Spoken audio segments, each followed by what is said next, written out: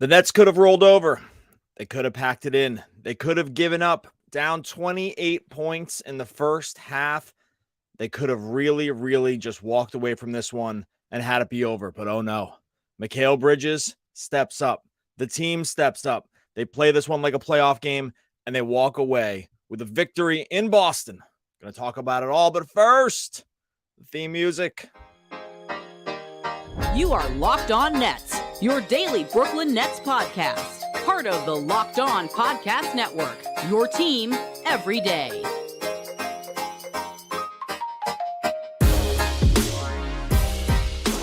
Brooklyn, yo. All right, welcome back to the Locked On Nets podcast on the Locked On Podcast Network, your team, the fighting Brooklyn Nets, every single weekday of the week. I am Doug Norrie, the owner-operator of DFSR.com. If you need projections for FanDuel and or DraftKings, go head on over to DFSR.com. No Adam Armbrecht tonight. That's all right, because we are going to ride high on the joy around watching one of and possibly tying the best and greatest Nets comeback in franchise history.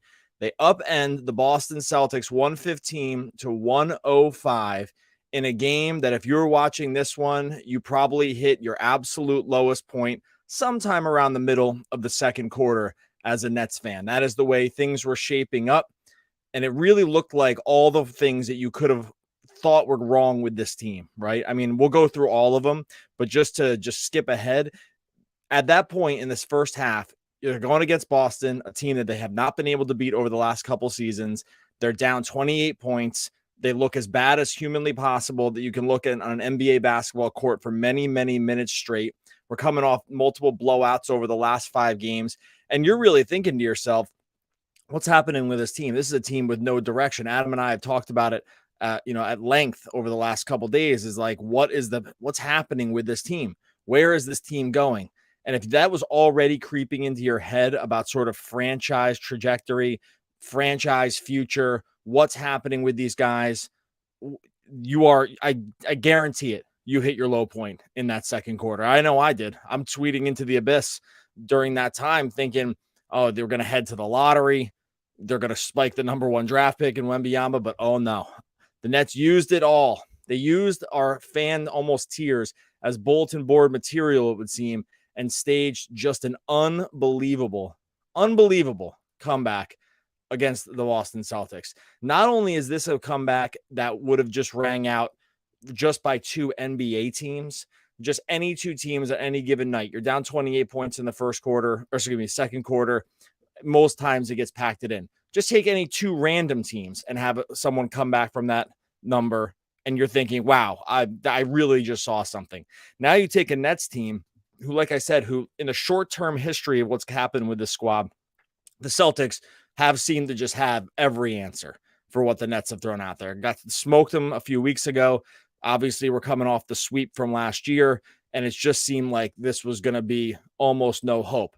To do this, to maintain and sustain and ultimately come through with this comeback against a 45-19 Boston Celtics team that was tied for top of the Eastern Conference with the Milwaukee Bucks and is among the odds-on favorites to win the championship this year. To do that on their home court just means that much more. An absolutely unreal win. One of the best wins you'll see, like I said, from any team, and definitely one of the best wins you're ever going to see from the Nets. If there was a game that was going to galvanize what this team has and what they can become, or just to show that they have the fight in them, right?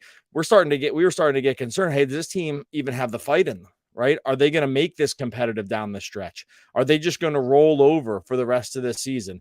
Those are the things that creeped into your mind, and they erased it all with a second half. Well, an end of the second quarter and then a second half that was just wire to wire. Nets playing their butts off. Nets playing this game like it was a playoff game. Nets running this one like they just had to win. That in the second they kind of smelled blood in the water. Do you smell blood in the water? Yeah, whatever you do with blood in the water. The second I think they saw it coming and saw that they had the Celtics on the ropes and had figured out a strategy that was going to give the Celtics real problems, which we'll get into in a few minutes about sort of how specifically they went about doing this. Once I think the Nets saw that happening and saw the Celtics reeling a little bit, it really just energized them that much more. You could see it on both ends of the court, because to stage a comeback like the Nets pulled off tonight, you have to get it done on both ends. It's not good enough when you're down 28 points to just try to outscore a team from then on. You're going to have to get stops. You're going to have to really create chaos on the defensive end. You're going to have to just be able to try to shut everything down. And like I said, it's one thing to shut random teams down. It's another whole different project to shut a team that has Jason Tatum, Jaylen Brown, and some of these other guys on it. I mean, that's an even heavier lift. For them to be able to do that and dial it in, and then to start believing as it went on. Second half, start believing. Third quarter, fourth quarter, really started believing. And then not only that, but to not even have it be a close game, to not even have to squeak it out, to basically coast to the finish in some ways, to win by 10 points in a game you were down by 28, a 38-point swing from the lowest to the highest here. Well, it's actually even more than that, because they were up, I think, 14 at one point. It's just unreal, man. Like, this is awesome. I know that Nets folks are absolutely crushing this in YouTube right now with us, and I really appreciate everyone that's jumped on to YouTube live. I'm going to hang around here and get into a lot of this later, because I know people are really excited about this win. I'm going to talk about some of the strategic stuff, going to talk about Mikal Bridges, obviously, going to talk about some of the other things we saw in this game, and a scare as well. But like I said, just on a high level, just talking about what you needed to see from this team on this specific game. I really do. If you've listened to the podcast for a long time, or even short time, you know that we don't get too wrapped up narrative stuff. We talk about it, but we try not to make too, grand statements around what a team is or isn't. You never want to judge a team at their highest. You never want to judge a team at their lowest. It's just not really good. It's not a good way to analyze it. But I do think we were headed on a sort of a path here with the Nets that was becoming very worrisome. It was becoming lethargic in terms of just how they were coming out in some of these games. And there were real reasons to just start worrying about what these last 20 games were even going to look like, right? Like 20 games left in the season, in the sixth seed. I mean, how far could they fall? These are the things you were thinking during that second quarter of the game, because I know I was, and I know people out there were also. These are the thoughts that start going through your head. Like, you start thinking about that Houston pick. You start thinking about the swap. You start thinking about the future. You start thinking about free agents. You start thinking about the front office. You start thinking about the Jacque Vaughn extension. Those are the things that are going through your mind when you're watching this team down 28 points and about to lose another game to the Boston Celtics, get embarrassed again by the Boston Celtics. To turn it all around, man, one of the cooler things you're going to see in the NBA, to absolutely silence a Celtics crowd that was booing the Celtics by the end of this thing. That's why you tune in. That's why you hang out on a Friday night and you see it all the way through. That's why you don't turn the channel. It's why you don't step away from the game. It's why you hang in there as a fan and say, hey, I'm going to hang in there. Let's see if these guys can hang in there too. And the Nets absolutely did, and more. Awesome win. Want to get to some of the performances here. Want to get to some of the strategic stuff that the Nets did that was able to open it up. We're going to go through a couple lucky things and, just the things that worked out in the Nets' favor as well. Definitely going to talk about all of that in a second. But first, got to talk to you about Nissan's most electric player of the week.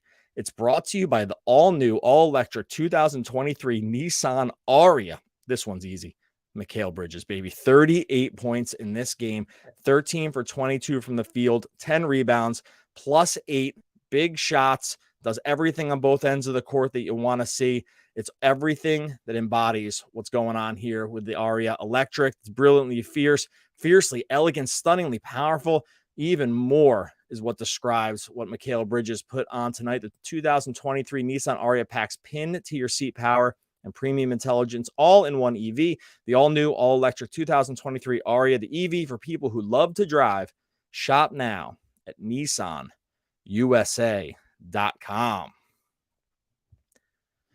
All right, man, Mikal Bridges, baby. This is, when we're looking for lights for the future, when we're looking to think about the Kevin Durant trade, when we're looking at, what the Nets could have become, and never did become, and how they're going to have to reset their team and their franchise going forward, coming out of what we'll call the superstar era. That the face of that, at least in the short term for right now, is Mikal Bridges. Mikal Bridges knows that he was traded for Kevin Durant. Mikal Bridges knows that he was the centerpiece for a trade that was one of the greatest players to ever play in the history of basketball, in one of the biggest midseason trades that you'll ever see in the history of basketball. Mikal Bridges was the centerpiece of it. Yes, Cam Johnson came over too. Yes, there were picks. We get all the rest of it, but Mikal Bridges was the prize in that trade. And if you believe the rumors that the Nets turned down 4 first-round draft picks for Mikal Bridges from the Memphis Grizzlies, you know that he's a highly coveted player elsewhere in NBA circles. We all know this. This isn't a secret. But when it comes to Mikal Bridges, when you come over in a trade like that, and your name is attached to a trade like this, there are a reset of expectations even around what you can become, right? Because no longer Mikal Bridges was a youngish, maybe rising guy in the Phoenix Suns system, who was probably, in the way that they were situated, short of just injuries, probably never going to get, the keys to fully drive the Nissan Aria out, off the lot. That's just the way the Suns were set up.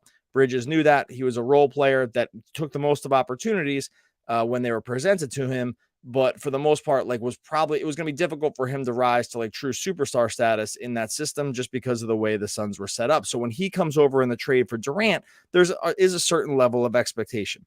There's a certain level of, hey, you need to be more than a role, a really quality role player. You're going to have to score. You're going to have to be a kind of a mini superstar. That's what happens for the Nets to even start to feel okay about trading Kevin Durant. This was the key for that was Bridges kind of taking a leap, right? That was going to need to happen. There was a lot of signs it was going to happen. There were a lot of signs that it could happen, but it was still going to have to happen. Folks, it's happened. It took almost no games. It's here already. We don't have to wait. It's solved, right? You're never going to win a trade where you send away Kevin Durant. That's just the nature of the NBA. But Mikal Bridges sure makes you feel, at least starting to feel, okay about it. He drops 45 on Miami before the All-Star break. Then he comes back. It's a little touch and go. Then he gets 31 up against in that loss to Milwaukee. You're fine with it. Efficiency was there. Rough one against the Knicks. The whole team stunk. Plays 43 minutes in this game. Scores 38 points, 13 for 22 from the field, 4 for 6 from 3, goes 8 for 9 from the free throw line, does everything you could possibly want, and has shown that he's a guy that can be a high volume shooter on a team that can play okay offense and beat good defenses. That's it. He did it. Are we still waiting probably for some consistency there? Of course. This is still a somewhat new role, even for Bridges. He's being asked to do much, much more on the offensive end than really has ever been asked of him at any other stop, right? He's still, even when the Suns had injuries, Chris Paul was still there. There are still other guys. I mean, his Bridges' opportunity came mostly when Booker was injured, but you still have Chris Paul in the mix. That's a nice, offensive facilitator to have, right? To be running your offense. The Nets don't have anything close to a Chris Paul proxy. So for the way the offense is going to be structured, it is going to have to be a lot more on Mikal Bridges, just creating his own shot, beating some of the other team's best defenders, which he's done multiple games now. We talked a little bit about it last game, where he a couple times just took Giannis straight up a couple times. He did that to Tatum a few times in this game. This is a guy that wants it. This is a guy that wants to be an alpha, a leading scorer on a good team. They needed him to be able to do this to kind of feel good about the Durant trade. And man, he has done it. He has done it. This is another game. It was part of what I would call a mini coming out party for Mikal Bridges on his ascension up the NBA ranks for what he can be. These big games. This is a huge game in Boston against one of, if not the best team in basketball. We can debate where they're going to land, against some of the best defenders in the game, against some of the best schemes in the game, and teams that can really scheme you out of what you want to do on offense. Mikal Bridges showed no signs that was any of a problem. Again, super efficient from the field, is able to get into the mid-range, is able to get to the hoop. You like to see that he's gone to the line of more times game over game, 6, 7, 8, 9 over the last 4 games. That's a sign that he's pushing the issue on offense, that he's pushing the issue against opposing defenses, that he's trying to get to the rack. And those are the things that great scorers do. Has Mikal Bridges ever been a great scorer yet? No. But are we seeing the signs that he might be able to get there? Are we seeing the signs that he might be creeping along, or actually maybe even taking sort of like the rocket ship up to the stratosphere in terms of NBA, just overall NBA talent? Yeah, the signs are there, folks. Like we are seeing all of these signs. The moments are not too big for him. Remember, this guy like played in a championship series, right? Like that was 2 years ago against the Bucks. Like he's been on that stage before in a different role, but still been there. But we're seeing this part of his game being unlocked game over game over game, and it's getting better and better and better. There's a reason they didn't want to trade him coming through that Durant trade, like off to the Grizzlies, because they knew he's on a massively amazing contract, by the way, too. If like this is going to be sort of the player that he is, he's locked into absolutely excellent money going forward. But if this is the kind of path that we're seeing for Mikal Bridges, for him to be able to get the ball in ISO, for him to be able to run pistol and come up and get, run 2-man pick and roll kind of stuff, for him to be able to just switch on to the defenders that he's wanting to kind of be able to just take off the dribble. Yeah. Like those are going to be the parts of his game that we're going to see going forward. Like the Nets have something. It's not a secret. He's already dropped a couple huge scoring games already, but to do it on this stage against this team, it just, again, these feathers in the cap, these pieces of his game that are going to need to be there for the Nets to be a good team going forward, and for them to need to be there for them to feel like the Kevin Durant trade wasn't a total disaster. And Bridges, so far in a limited sample, has shown you everything and more that you would want. It's really, really something. It's just awesome. I don't really know another way to put it. Like, this is what had to happen for him. He's been here for the moment. The moments don't seem too big for him. He feels kind of built for this. His path to this is really cool in the way that we haven't seen totally all the time, like not a super high draft pick, right? Like he's been a defensive guy for most of his career. And now being at the age of 26 is being asked to do a lot more and to sort of round out his game in a way that the Nets are going to probably have to rely on for like years to come, right? Like he's going to be the centerpiece of what they do for years to come. And he's clearly here for it. And I'm here for it too. It's really, really great to see. This game is another stamp in the book that makes you already feel this, right? This is not the first one. We've seen a few already. He's only been on the team. It's only his 8th game as a Net. And like I said, he's got a 38 performance in there, a 31-point performance, a 45-point performance. And we're really seeing the rise of a guy that I think, one, we're going to be rooting for a while in a Nets uniform, and 2, I think is going to be just climbing up the ranks in just terms of overall NBA players this year and maybe for years to come. Really, really cool to see. In a second, want to break down some of the strategic stuff the Nets did, a couple things that did sort of break their way that helped ease this game from a massive, massive, massive loss into an unbelievable comeback win. We'll talk about all that in a second. First, going to tell you about our friends over at Built Bar. If you're looking for a delicious treat but don't want all the fat and calories, you have to try Built Bar. Look, if you're like me, you are trying to stay on the health tip here. It gets harder and harder as you get into the new, out of the New Year's resolution stage and just sort of into the year stage. Some of those promises you made to yourself might be going away, like eating healthy. Built Bar makes it easy for you to stick with it because it's a healthy protein bar that actually tastes good. They focused on the flavors first. They backed it up with the health stats, just 130 calories, 4 grams of sugar, a whopping 17 grams of protein. They got the peanut butter brownie, the coconut almond, the churro, all the flavors there are for you. And if you want to go get them, you can get them at built.com. So that's no problem. Grab them on the website. You can also go to Walmart or Sam's Club. They have them there too. Maybe you want to grab a 4-box of cookies and cream, the double chocolate, the coconut puffs. If you're close to Sam's Club, run in and grab a 13-bar box. Those hit flavors, like I said, brownie batter and churro. You can thank me later. Go to Walmart, Sam's Club, or built.com. All right. Once again, thanks for everyone jumping in over on YouTube Live. We'll stick around for a bit after the episode to handle some YouTube Live stuff. So no worries there. If you're not on the if you're on the podcast feed and not on YouTube, just another daily reminder to go on over to YouTube and subscribe to Locked On Nets. All right. Few other things that broke right for the Nets in this game, because sometimes you do need to have things go your way to be able to pull out a win like this. This one isn't necessarily breaking right, but it's just an interesting strategic thing. Jacque Vaughn played this game like a playoff game. He basically ran 6 guys. I know Seth Curry got 14 minutes, did hit a couple big shots. Thankfully, Cam Thomas was given one chance to make it happen, did not make it happen, only played 7 minutes. Harris, sort of the case too. They basically ran the starting 5 and Royce ONeill, who played 34 minutes. A couple key things that the Nets did here. One, defensively, they went with DFS at the 5 a lot. Nick Claxton only played 29 minutes. He played the least of that 6-man group, and it wasn't because of foul trouble. He was having issues. They went to a smaller lineup. They needed to come back, so they needed some shooting, and they needed to go basically 5 out to have any chance to be able to come back in this game. So they did run Dorian Finney-Smith at the 5 more, with Royce ONeill coming in off the bench. That did help them. They were able to sort of deal with the Boston wings like that. And that's where we saw some of the defensive gains come in the second half, where, they're just super long. They were just after it on every defensive possession. Not like Claxton can't do that too, but the fact that they were able to do that and make it up by hitting some threes, to kind of go along with what Mikal Bridges was doing. Like Dorian Finney-Smith choosing this game basically to finally break out of the shooting slump that he was in for kind of the whole season, but definitely since he came from the Nets.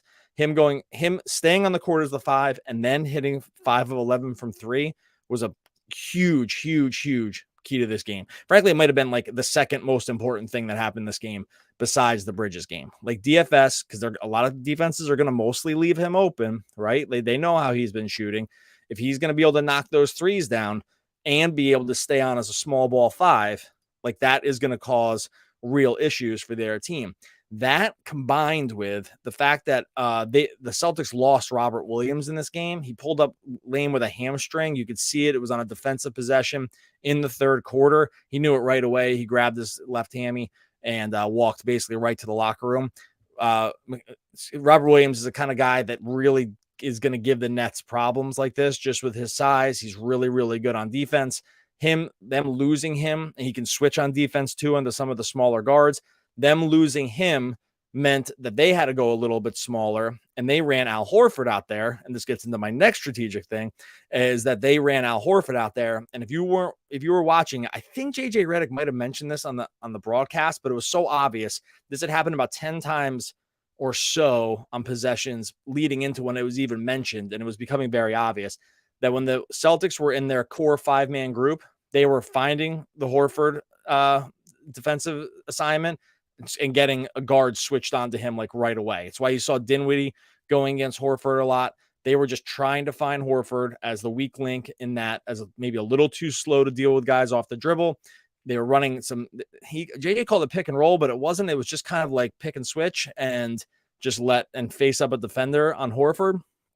Could be wrong about that, but I mean, it was clear what they were trying to do was to get Horford in these switches and then try to initiate offense off there. Not necessarily take it to the basket every time, but it would usually result in first man beating him off the dribble and then either getting all the way to the rim or just initiating some ball movement offense, because we did see the ball really moving in the second half a lot on offense because they were able to beat the initial defender, get behind the defense a little bit, and then just work it around to find space. So the Nets, that went in the Nets' favor. And also, I think that was definitely just strategic. Like, that wasn't luck. It was clear what they were doing. It was clear that was the MO of how they wanted to run their offense. And it worked. Like, they had to pick out the weakest defender there. They did get Marcus Smart in foul trouble. That helped them too. He had to come off the court for a few stretches. He's a guy that's definitely going to give them problems. Marcus Smart only being able to play 30 minutes in this game definitely help the Nets. Like, be able to get Smart off the court, turning that into like the Sam Hausers of the world.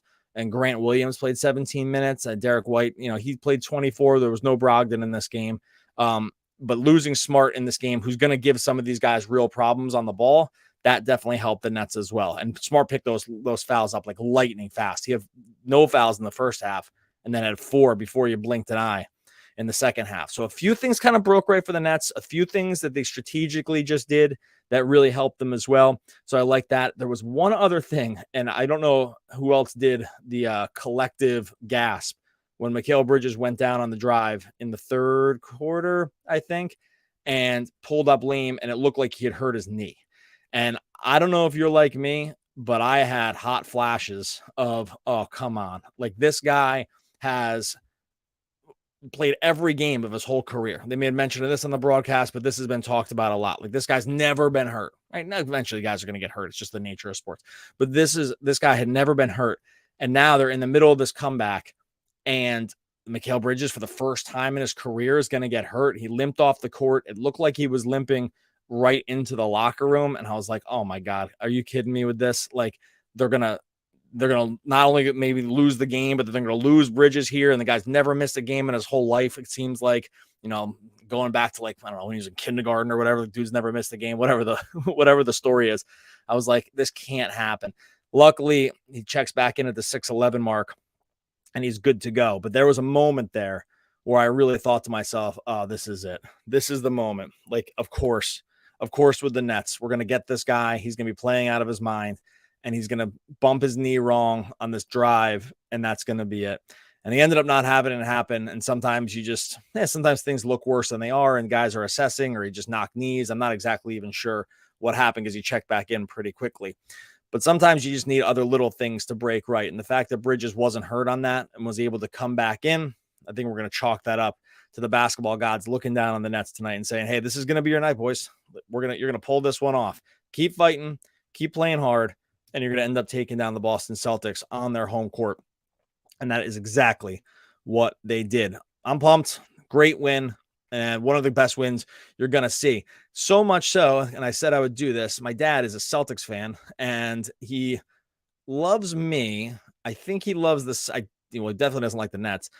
I don't think he loves the Celtics more than me, but he definitely likes it when the Celtics beat the Nets. He knows I do the podcast. He doesn't listen to the podcast. I mean, locked on Celtics guy probably, but he did want to tell me, he said, I'll read a text that he sent me right when this game was over. He said, well, that was terrible, humiliating, downright pathetic game by the Celtics, but you should have fun on your podcast. If you get the chance, tell your audience that your father, a Celtics fan from way back from the days of Russell, Kuzi, and the Jones boys, and Jungle Jim Luskatoff, never saw the Celtics play so poorly. I'll tell you, Dad, I never saw the Nets fight so hard. That's what happens when you don't give up in a game. That's what happens. You're able to take down a team, one of the best teams in the NBA. But for tonight, the Nets come out on top. Really, really cool win. Going to stick around here on live on YouTube for a few minutes. Throw your questions in there at Locked On Nets. I see we got a ton of folks in there. If you throw Locked On Nets in as a question, I'll try to answer it. We'll just kind of mix it up here a little bit for just because this is just such a cool win on a Friday night. For those of you that are on the podcast feed, make sure you subscribe to Locked On Nets over on YouTube. Adam's always the one that comes up with the great American poets. I'll just say Jack Norrie, one of the great American poets. Terrible, humiliating, downright pathetic game by the Celtics. We'll take it if we're Nets fans. We'll be back again next week talking more Brooklyn Nets basketball.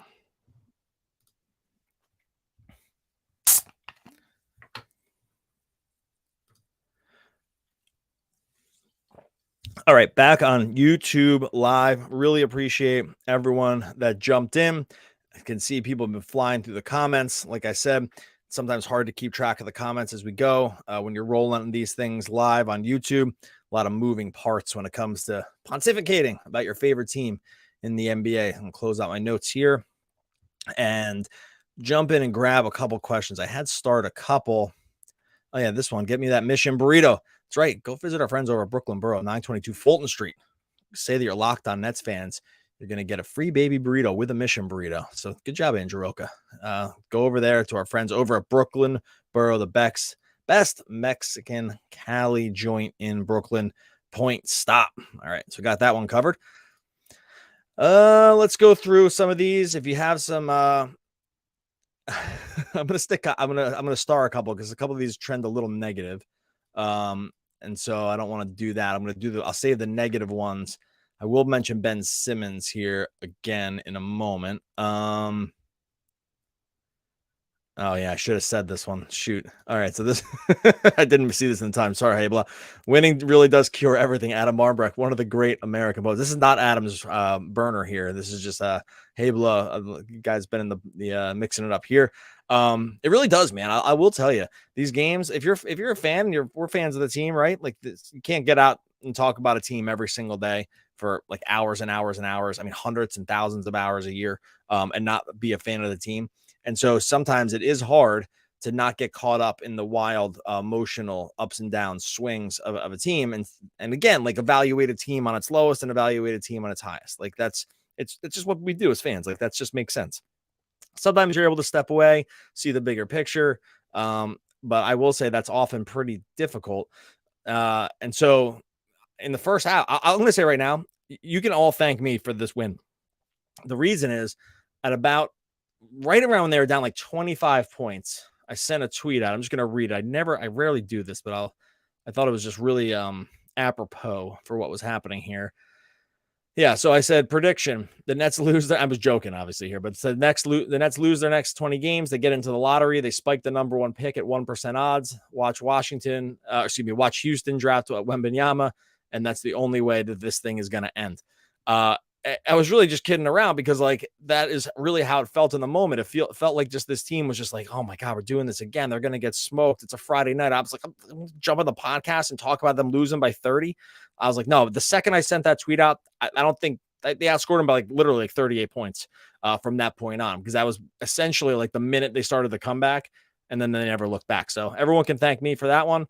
And yeah, everyone can thank me for that one.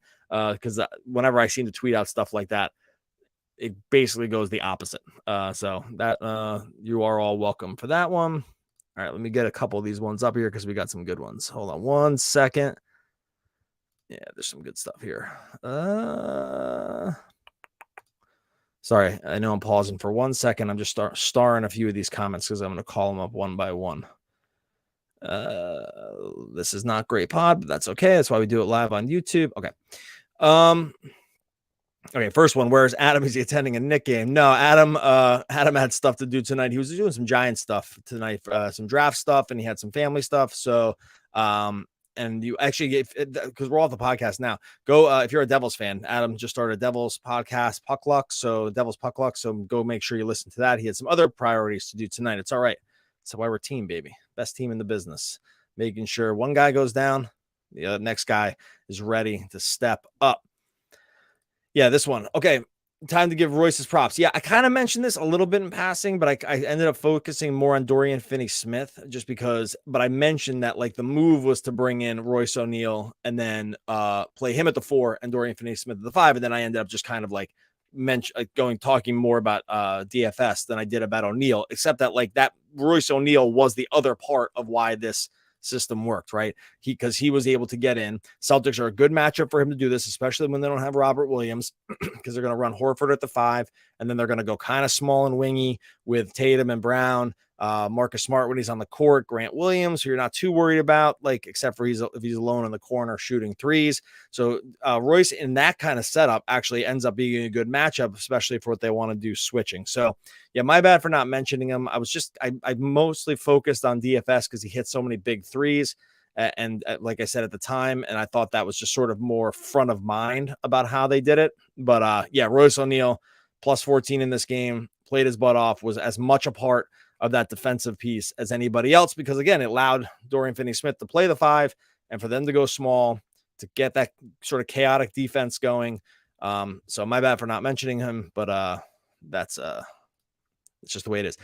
The same one. Be with. Sorry. And sometimes do that with the same people. Is it bad when Claxton has to come out to win a game? I don't think so. That's just strategic. Actually, I'll say, if anything, like that's a feather in Jacque Vaughn's cap right there, right? Like Vaughn had a couple opportunities. One, they could have completely packed this in. Like they were getting crushed in a game that no one would have expected them ever to come back.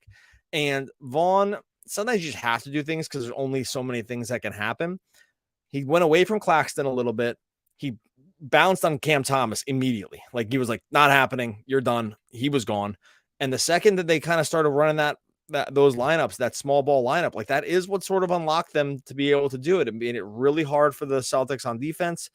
They were able to hit enough big shots. I was on the back of Bridges, but I mean, they held the Celtics to 41 points in the second half. 41 points. Like it was an elite defensive stand by the Nets over the final 24 minutes. And that's really not understating it. And right now, yeah, Boston has the second best offensive efficiency in basketball this season behind only the Kings. Like they put it on them here. And I think you have to credit Vaughn. Like we said before that I thought sometimes the confusion around this team was that they just didn't like totally know who they were. It's like they're not a contender, but they sort of play these small rotations and they got only too many veterans down on the end of the bench. So they can't like tank the games, not like they want to. And the team is just set up weird. In this game, I don't mind them trying to, I never mind them trying to win any game, but this one, especially when it really felt like a playoff game, especially when they were coming back, I thought Vaughn did a good job here. It was clearly the right situation. They were targeting Horford.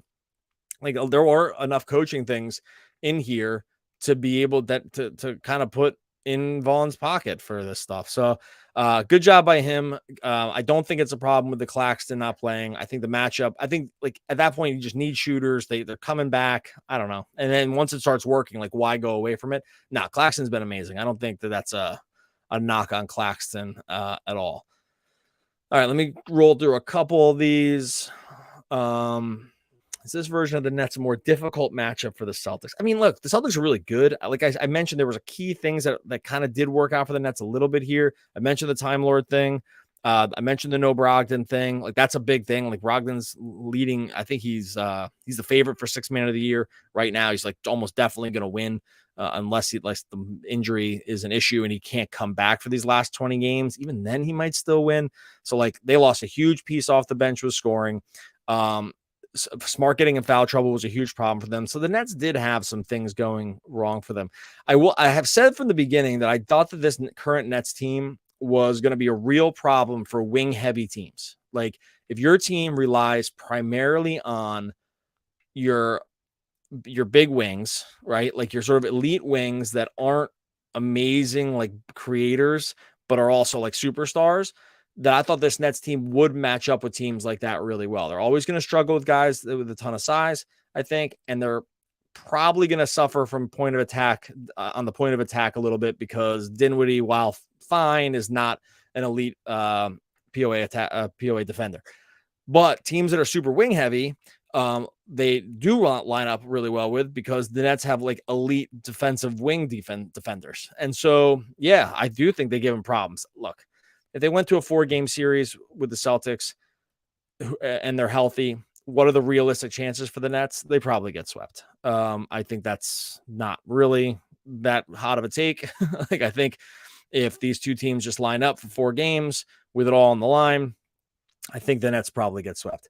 But again, that's to be expected. So it's not really a knock on them, but this is a kind of team that I think they line up really well with, right? Like they have guys that can throw at Tatum. They have guys that can throw at Jaylen Brown.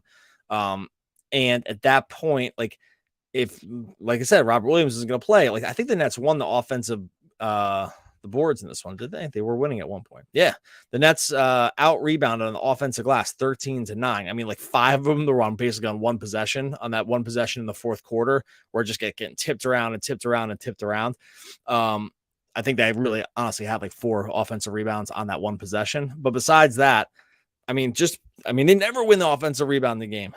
So for that to go right too, like I said, the Celtics lost just enough size and then don't want to play guys like Cornette, and they have Blake, but they're not going to play him for tons of minutes. So yes, Rob, I agree with you. I do think they match up well with this because they are going to match up well with wing heavy teams that don't have elite on-ball creators. That's my assessment of those guys. And that's not that's not me reacting just to this game. We've said that multiple times on the podcast before, that this is the kind of team that they will really give problems to. Notice like the teams they have issues with recently, the Knicks with Brunson, right? The Hawks with Trey. Like these are the guys that are going to give the Nets problems just because they don't have a great way to stay in front of those guys for 48 minutes. So yeah, I think I think they do line up pretty well with a team like Boston, and we've been saying this. I stared at a couple negative ones here too. Let me do a couple more and then we get out of here. I think Claxton fits in the team going forward. I actually think they might have a trouble keeping him with the money going forward. I mean, he's on an unbelievable deal. So he's definitely played himself into a higher pay bracket. So I think that's actually the biggest problem going forward is not so much the is he a fit? He's definitely a fit. He's for sure a fit. Like he fits exactly what they want to do. Switch everything on defense, protect the rim good enough, rebound just enough. And the offensive game, you can kind of dream on it a little bit. Yeah, no, I think he's part of this. For sure, that if they're going to run switch everything defense, they kind of like need him for the long term. So, yeah, no, I think Claxton definitely fits this. I had a couple more here. This one went a little more negative. Do you think we're going to see less Joe Harris? Yeah, dude. I mean, these guys, him and Curry, Curry was okay tonight, but these guys have not been great, and I don't see how it's going to get a lot better. So, yeah, I think we see probably less of him. I actually think he's just like kind of playing sort of as like a veteran sort of thing. He's done very, very little here. And it just doesn't look like it's coming back, at least this season. I know he came out and hit one big three, but he needs everything to go right for him to get an open three. He can't get it himself. They don't have enough good screeners on this team to be able to open them up. Like maybe if Simmons is around with the point of attack, with the dribble handoff stuff, maybe, but it just doesn't work. Like his defense is terrible. And he can only get open. He can only get threes when they leave him wide open, and that never happens. And so I just don't know what his role is really. It just doesn't work. Like he needs at least someone to give him some spacing. The Nets don't really have that. And so if they don't have that, and he's a complete turnstile on defense, like I don't see why you really want to play him all that much going forward. Oh, this other one was definitive Joe Harris comments. I already kind of mentioned that. Let me just take one more drink of water here. All right, let me do a quick Ben Simmons thing, and then I'm going to get out of here. Simmons came out before the game. Back soreness, no timetable for return. Chuck reminded me of this one, said I think he plays his last game with the Nets. I don't think that's true, but I do think this is troubling, right? Like no timetable. There's only 19 games left at this point. Like, and maybe some playoff stuff. No timetable, back soreness, recurring stuff, lingering things. It's discouraging, man. Like, I don't know if he just needs another full off season. He did have the surgery. Obviously, he's dealing with that. He's never looked completely right physically. I don't think he's played his last game as a Net just because he's under contract. He would have to like leave basketball. I think for that to happen, I don't think that is a thing that's going to happen, but it is super troubling for the rest of this year. I wouldn't be shocked if we didn't see him again this year. Like, I don't think that's totally out of the question at all. Right. So, yeah, the Simmons thing, I think Adam and I will probably end up talking about it more next week, just because maybe we'll have a little more clarity on the situation. Probably not, because the Nets never have clarity on this stuff, and Simmons specifically, there's never any clarity on. So I just don't know what we'll get out of it. They're not going to buy him out because he's never going to accept a buyout. So everyone can stop wondering about that one. Like, that's never happening. He's going to be on this team unless they can trade him. I don't know what you could ever trade him for at this point. Like, so I just think he's going to, the only way that he goes forward here is as a Net. There's just no other path. And there's no buyout happening. There's no trade happening. It's not happening. So hopefully he gets better. And that's it. Someone mentioned Sumner here. Sumner is not, he's out on a personal thing. I think he had a kid, right? So I don't think it's that he's buried here at all. I think he's out on a personal stuff. So just didn't want that to get left hanging out there. No worries on Edmund Sumner. I mean, I don't know if the plan is to play him or not, but it's not tonight. He wasn't benched. So there you go. Hey, this one more. I was going to mention this one. Do you think we're going to make the playoffs? I think that they will probably end up being in the play-in, but this game actually was a huge win for them, because there was a world where they could have started really sliding all the way out of the play-in. It would have been super hard for them to do. Like 19 or 20 games. Chicago there's 6 games in front of Chicago. I mean, you can be really bad and still maintain that kind of lead, because it's not like Chicago's amazing. So I think but I was starting to get a little worried for this one. But I think this one actually, this few games left, a win like this actually probably seals the deal. Now, will they be in the play-in? Probably. So I don't know if we're talking about play-in and playoffs is the same things. I think they're going to be in the play-in, and I wouldn't be shocked if they didn't get out of the play-in. So that's I'm not going to reformulate that opinion just based off this one win. So that's where I stand. I think that they are still, I was getting worried about the lottery, really. Like, that's kind of where I was in the second quarter of this game. I was like, let's take a look at the standings. Like, how far back are the Bulls? Who do the Bulls play? What's their strength of schedule going forward? Like, these were the kinds of things I was looking at in the second quarter of this game. Well, someone said Nets trash. Get out of here in the comments. Why did I even read that? That was my mistake. That was a total rookie move by me reading that. Okay. I think we are going to get out of here. Unless anyone has some last minute Hail Marys they want to throw in here. Yuta hopeful for Sunday. He's dealing with a bad back thing, so that's that problem. Yep. Okay. I think that's it. I really appreciate everyone jumping here Friday night. I know people do stuff on Friday night, but you get the Nets, you get a win, you get the Celtics, you get all this stuff happening. It's cool to be able to jump on, mix it up over here on YouTube. Really appreciate everyone that's jumped in, that's helped keep this show just going, man. Because people listening, that's all you got to do. The show's free. Listen, like on YouTube, go visit the sponsors, Brooklyn Borough, Nissan, right? Built Bar, all the sponsors, FanDuel. Make sure you visit all the sponsors. That is how you really, really help the show. That's it for me. Talking for my good friend Adam Armbrecht as well. We will be back again Adam will be back Sunday. We'll be talking more Brooklyn Nets basketball.